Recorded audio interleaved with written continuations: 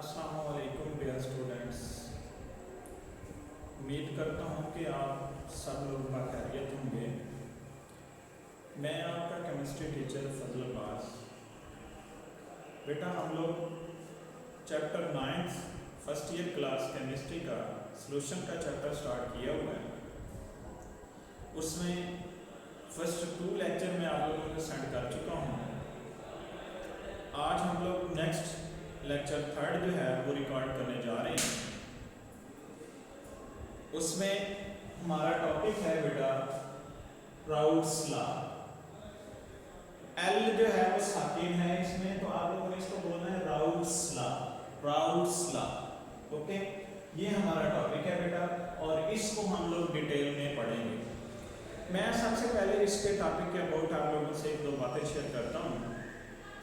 बेटा, इस टॉपिक के अंदर 3 स्टेटमेंट्स हैं। मेजर इस टॉपिक के 2 पोर्शन हैं।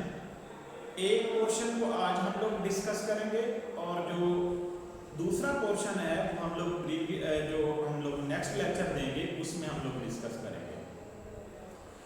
तो इसके जो फर्स्ट पोर्शन है, जो इसका फर्स्ट पार्ट है, उसमें 3 स्टेटमेंट, स्टेटमेंट 1, स्टेटमेंट 2, स्टेटमेंट 3। बेटा, बोर्ड के पॉइंट ऑफ व्यू के हिसाब से ये तीनों जो स्टेटमेंट हैं ये बड़ी इंपॉर्टेंट है। बहुत दफा यानी ये राउट्स लॉ जो है एज अ शॉर्ट क्वेश्चन पूछा गया है, ठीक है। इसके स्टेटमेंट के मुताबिक ये क्वेश्चन पूछा जाता है, लेकिन सम टाइम ये as a whole as a long question भी पूछा जा सकता है। तो लासा ये बोर्ड के पॉइंट ऑफ व्यू से ये बड़ा जो क्वेश्चन है राउट्स लॉ बड़ा इंपॉर्टेंट है। इसको अच्छे तरीके से प्रिपेयर करना। इस टॉपिक को स्टार्ट करने से पहले हम लोग कुछ कंसेप्ट्स के बारे में बात करेंगे। सॉल्यूशन आप लोगों को पता है कि हमारे पास सॉल्वेंट और सॉल्यूट को जब हम लोग कंबाइन करते हैं, मिलाते हैं, तो हमारे पास सॉल्यूशन बनता है। इसका मतलब सॉल्यूशन जो बन रहा है वो हमारे पास सॉल्यूट और सॉल्वेंट के मिक्सचर के साथ बन रहा है, यानी सॉल्यूट और सॉल्वेंट को हम लोग मिला रहे हैं। It's okay.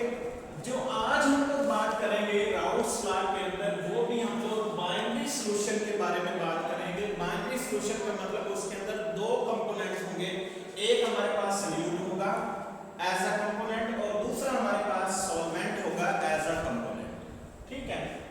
अच्छा, इस टॉपिक के मुताबिक दूसरा, एक तो ये बात होगी, दूसरी बात ये है कि आप लोगों ने राउट्स लॉ में जो सॉल्यूट लेना है, सॉल्यूट जो आप लोगों ने सिलेक्ट करना है, वो हमारे पास नॉन वोलेटाइल होना चाहिए। नॉन वोलेटाइल का बेटा ये मतलब है, वोलेटाइल यानी वो सब्सटेंस होती है जिसके वेपर्स बनते हैं, और नॉन वोलेटाइल वो होगी, सारी बात है, उसके वेपर्स नहीं बनेंगे। ठीक हो गया। तो एक ये बात आप लोगों ने लेनी है। इसके अंदर देखें, हम लोग जब स्टेटमेंट्स पढ़ेंगे तो हमें ये बातें क्लियर होंगी, लेकिन उन स्टेटमेंट्स को स्टडी करने से पहले मैं कुछ कंसेप्ट्स आप लोगों को दे देता हूँ। एक तो आप लोगों ने लेना है इसके अंदर प्योर सॉल्वेंट। फॉर एग्जांपल यहाँ पे मैं प्योर सॉल्वेंट लेता हूँ। प्योर सॉल्वेंट मैंने वो लेना है, जैसे फॉर एग्जांपल वाटर है, ये सॉल्वेंट के तौर पे यूज किया जा सकता है, ठीक है। इथाइल अल्कोहल है, ये हम लोग जो आप लोग पास सॉल्वेंट के तौर पे यूज कर सकते हैं। बेंजीन का मतलब आप लोगों ने लिक्विड सॉल्वेंट लेना है। कौन सा लेना है? लिक्विड सॉल्वेंट, ठीक है। अगर वो अपने प्योर फॉर्म के अंदर है तो उसके जो वेपर्स बनेंगे वो बहुत ज्यादा बनेंगे, और उनके जो वेपर्स प्योर फॉर्म के अंदर बन रहे हैं, वो एक तो बात मैंने ये की कि वो बहुत ज्यादा बनेंगे, और जो वो वेपर बने, उन वेपर्स का जो प्रेशर होगा, उन वेपर्स का जो प्रेशर होगा, हम उन्हें कहेंगे वेपर प्रेशर। और वो वेपर प्रेशर में हम लोग रिप्रेजेंट कर रहे हैं, हम लोग P नॉट से कर रहे हैं। P नॉट जो रिप्रेजेंटेशन हो रही है बेटा, वो इस बात की हो रही है कि ये जो हमारे पास है सॉल्वेंट का वेपर प्रेशर होता है, और सॉल्वेंट हमारे पास प्योर फॉर्म के अंदर, तो उसके जो प्योर फॉर्म के अंदर वेपर प्रेशर होगा सॉल्वेंट का, उसको हम लोग P नॉट से रिप्रेजेंट करते हैं। It's okay. और दूसरी बात बेटा,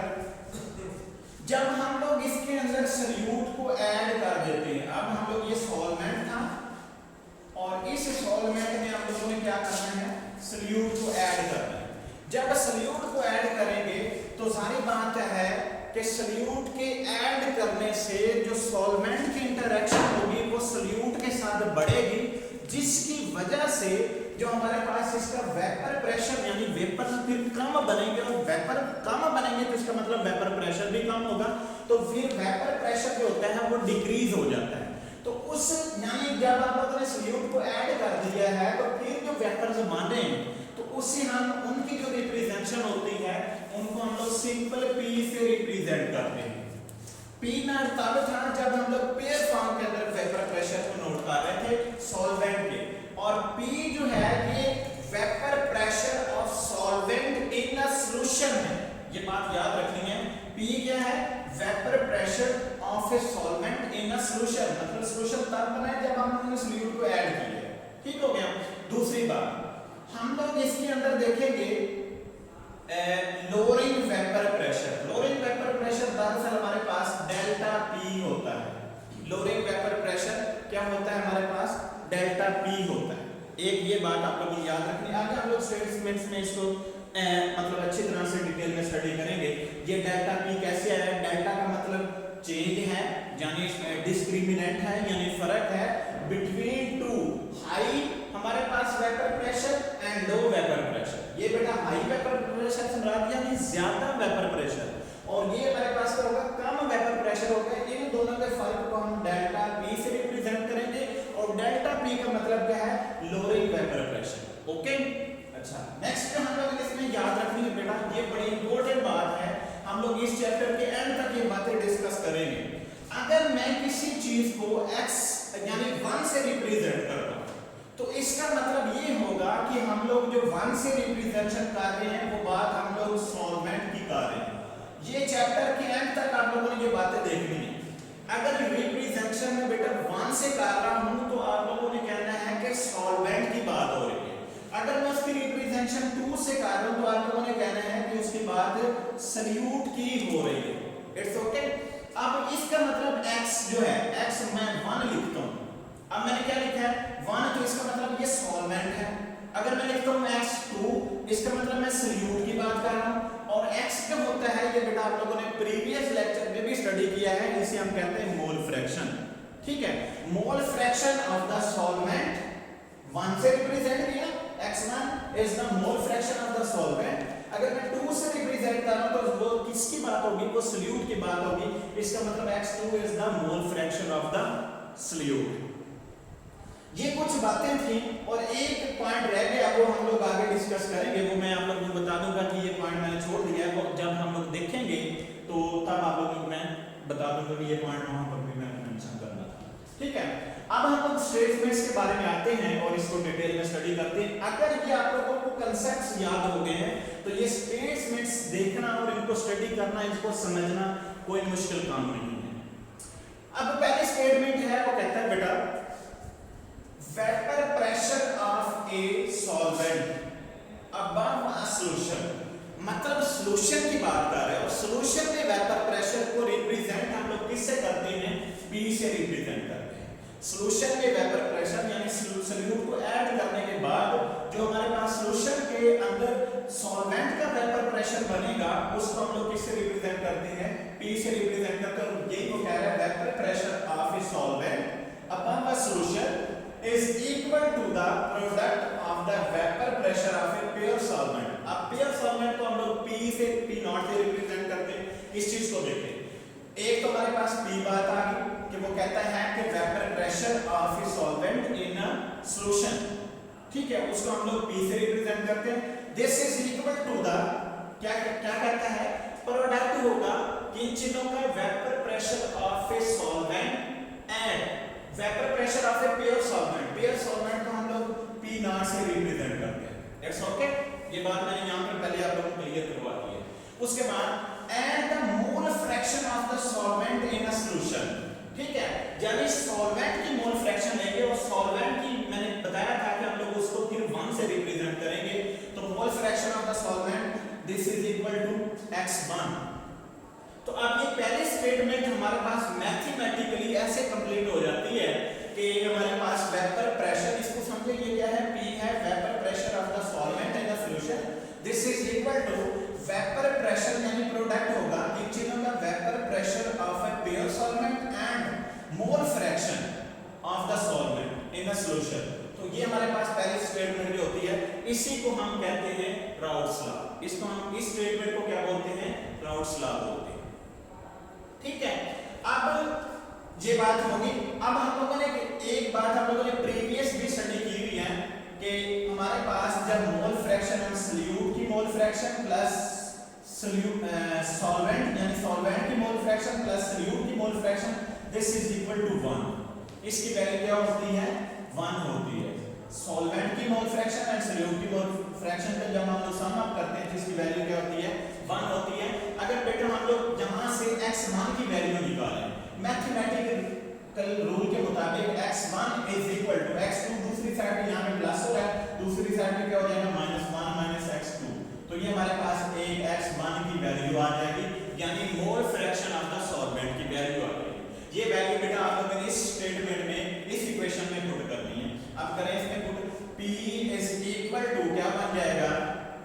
P नॉट यानी pure vapour pressure of the solvent into x1 की वैल्यू हमारे पास बेटा क्या है? 1 माइनस x का square. It's okay.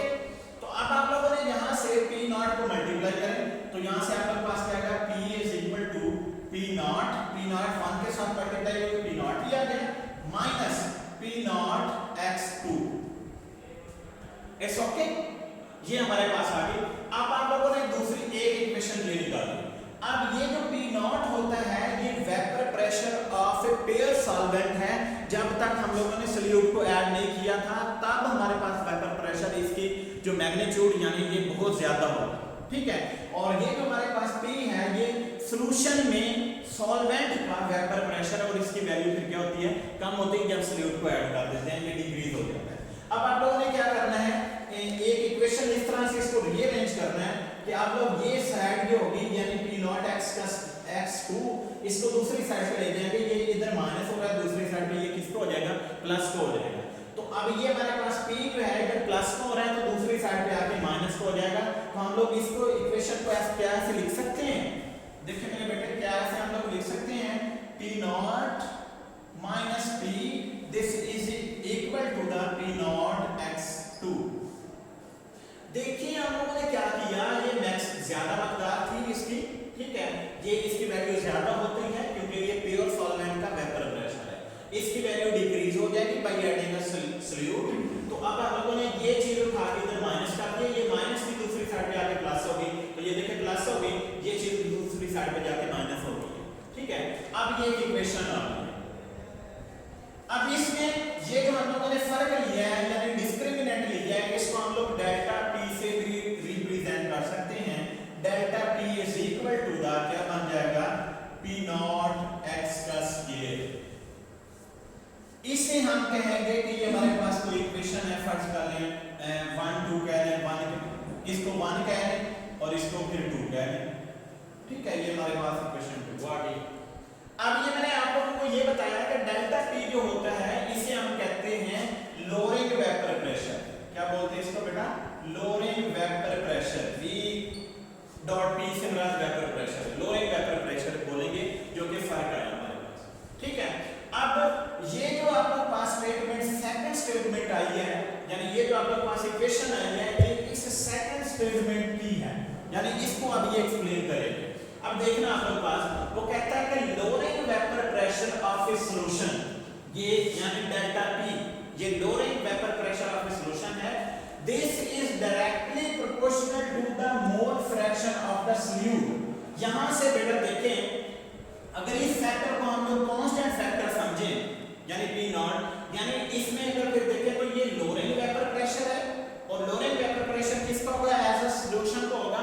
This is directly proportional to होगा यानी हमारे पास क्या आ गया? x2 और x2 2 से रिप्रेजेंट कर रहे हैं तो इसका मतलब हम लोग सॉल्यूट की बात कर रहे हैं और x हम कहते हैं मोल फ्रैक्शन को, तो ये मोल फ्रैक्शन ऑफ द सॉल्यूट हो जाएगी। तो इस बात का मतलब ये हुआ कि इसी इक्वेशन को हम लोग ये सेकंड स्टेटमेंट बोलेंगे। इस इक्वेशन को जो कि हमारे पास क्या है? Delta P is equal to the P naught and x square का प्रोडक्ट होगा। ठीक है, तो इसमें हम लोग लिख सकते हैं इस इक्वेशन को, क्या हम लोग ऐसे भी कह सकेंगे, जाहिर बात है delta P directly proportional to the X का स्क्वायर। और अगर ये आप लोगों को बात भी समझ आ गई है कि ये अगर कांस्टेंट हम लोग लें, ये कांस्टेंट है, तो इसका मतलब lowering vapour pressure of the solution, delta P को लोअरिंग वेपर प्रेशर बोलते हैं, ठीक है, सॉल्यूशन का। This is the directly proportional to the mole fraction of the solute. तो ये स्टेटमेंट ऊपर लिखी है कि lowering of the vapour pressure of a solution is directly proportional to the mole fraction of the solute. It's okay बेटा। तो ये दूसरी स्टेटमेंट भी हमारे पास जो है इसी पहली स्टेटमेंट से हम लोगों ने डराइव की है और हमें इस बात की समझ आ गई। अब हम लोग आते हैं थर्ड स्टेटमेंट की तरफ। थर्ड स्टेटमेंट में वो कहता है कि relative lowering of vapor pressure of a solution, relative lowering of a vapor pressure, ये आगे हम लोग देखते हैं। जो मैंने कहा था कि एक बात मैंने यहाँ पे छोड़ दी है, ये हम लोग नेक्स्ट जो है आगे जब लेक्चर देंगे तो उस वक्त हम लोग करेंगे। तो ये बात मैंने छोड़ दी थी, relative lowering of vapor pressure क्या होता है, ठीक है। अभी हम लोग इसको देखते हैं। तो वो क्या होता है कि वो आप लोग पास this is equal to the mole fraction of the solute। तो अब हम लोग थोड़े से इस चीज को रीअरेंज करेंगे, यानी आप लोग पास जो इक्वेशन नंबर 2 है, this is equal to lowering vapour pressure is equal to P naught x2 का प्रोडक्ट होगा। और हम लोग इसको थोड़ा रीअरेंज करते हैं। रीअरेंज मैं यहां पे ही कर देता हूं इसको। देखिए मैंने अब सिर्फ रीअरेंज कर रहा हूं बेटा। रीअरेंज का मतलब ये है कि ये आप लोग पास P नॉट दूसरी साइड पे लेके जाएं तो हमारे पास इक्वेशन यहां से बनेगी delta P over P naught, this is equal to the x2। ये जो हमारे पास आई है delta P over P naught, इस बेटा इस बात का मतलब ये है कि इसे हम कहेंगे डेल्टा P को तो लोअरिंग वेपर प्रेशर बोल रहे हैं और delta P over P not जो है इसे हम कहेंगे रिलेटिव लोअरिंग वेपर प्रेशर। इसे हम क्या बोलेंगे, relative lowering vapour pressure V, ठीक है। तो इसका मतलब ये हुआ कि ये जो आप लोग पास रेशियो आ रही है between the lowering vapour pressure and vapour pressure of the pure solvent के, ये जो आप लोग पास रेशियो आ रही है इसे हम क्या बोलेंगे, रिलेटिव लोअरिंग वेपर प्रेशर। और इस स्टेटमेंट को अगर देखें तो ये थर्ड स्टेटमेंट बांधी है कि नहीं, ये जो आप लोग पास एक इक्वेशन आई है, क्या ये थर्ड स्टेटमेंट बांधी है। थर्ड स्टेटमेंट में वो कहता है कि relative lowering of a vapour pressure यानी delta P over P nought of a solution is equal to the mole fraction of the solute, यानी mole fraction solute को हम लोग 2 से रिप्रेजेंट करते हैं तो x2 क्या होगी, mole fraction of the solute हो जाएगी। ठीक हो गया। तो ये थर्ड स्टेटमेंट में ये वो कह रहे हैं। अच्छा, अब हम लोग इसके कुछ फैक्ट्स के बारे में, फैक्टर के बारे में देखते हैं कि ये जो रिलेटिव लोअरिंग वेपर प्रेशर है ये किन फैक्टर के ऊपर डिपेंड करता है और किन फैक्टर के ऊपर डिपेंड नहीं करता। इस बात को यहां से बेटा समझें। वो कहता है पहला फैक्टर जो है it is independent of the temperature. इस बात का मतलब यहां से बेटा समझें कि ये जो आप लोग पास relative lowering vapour pressure this is equal to mole fraction of the solute है। इसका मतलब ये हमारे पास क्या है, एक मोल फ्रैक्शन के इक्वल है। और मोल फ्रैक्शन कभी भी टेंपरेचर के ऊपर डिपेंड नहीं करती, ये हम लोगों ने प्रीवियस लेक्चर में देखी है बातें। ठीक है, इस बात का मतलब ये this is equal to this यानी mole fraction of the solute equal to the relative lowering vapour pressure, ये इसके इक्वल है। तो जाहिर बात है हमारे पास ये भी उसके ऊपर relative lowering vapour pressure depend नहीं करेगी। जब ये भी डिपेंड करे तो ये भी नहीं करेगा। तो वो कहते हैं it is independent of the temperature. इस बात की समझ आ गई। नेक्स्ट है बेटा it depends upon the concentration of the solute. जाहिर बात है हम लोग यहां पर ले रहे हैं this is equal to the mole fraction of the solute, तो यानी इस चीज को चेंज करेंगे तो ये आप लोग पास ऑटोमेटिकली चेंज होगी। ठीक है, तो आप लोग पास ये डिपेंड करती है किसके ऊपर, कंसंट्रेशन ऑफ द सॉल्यूट के ऊपर relative lowering vapour pressure depend करेगा। जो थर्ड इसका फैक्टर है इसको जरा आप लोगों ने बड़ी लंबी स्टेटमेंट लिखी हुई है, इट इज द सेम और constant when equimolar amounts of different solutes, यानी मुख्तलिफ सॉल्यूट्स एक्वीमोलर लेंगे तो उस वक्त क्या होता है, आर डिसॉल्व यानी उनको फिर डिसॉल्व करें in a same amount of the same solvent. इस बात को समझें। फर्ज करें बेटा हम लोग यहाँ पे 3 कंटेनर लेते हैं।